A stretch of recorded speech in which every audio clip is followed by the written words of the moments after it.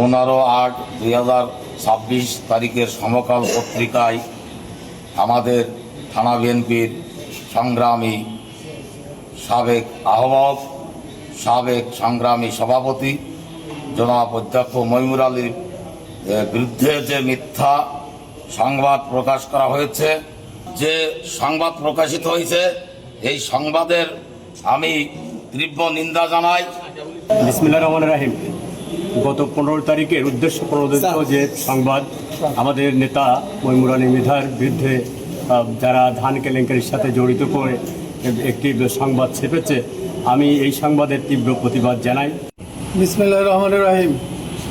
গত 15/8/2026 তারিখে মোহাম্মদপুর উপজেলা বিএনপির সাবেক সভাপতি অধ্যক্ষ মইনুর আলী মৃধা সাহেব সম্পর্কে ধান সম্পর্কিত যে বিষয় সংবাদ পরিবেশিত হয়েছে, এটা সম্পূর্ণ উদ্দেশ্য প্রণোদিত। আমি এর তীব্র নিন্দা জানাই। সমকাল অনলাইন পোর্টালে গত 15/8/2026 তারিখে একটি সংবাদ পরিবেশিত হয়েছে, যেটা আমার কাছে মনে হয়েছে এটা একেবারে উদ্দেশ্য প্রণোদিত। আমার দীর্ঘদিনের রাজনৈতিক সুনাম নষ্ট করার জন্য একটি কুচক্রী মহল, সেটা হতে পারে কোনো রাজনৈতিক প্রতিদ্বন্দ্বিতাকারী অথবা হতে পারে সামাজিক প্রতিদ্বন্দ্বিতাকারী, তবে জানি না কে বা কারা এটার পিছনে ইন্ধন দিয়েছে, এবং এ ব্যাপারে আমি নিজেও কিছু জানি না। আমাকে কোনো প্রশ্ন করা হয় নাই, আমাকে কোনো ডিফেন্স নেওয়ার সুযোগও দেওয়া হয় নাই।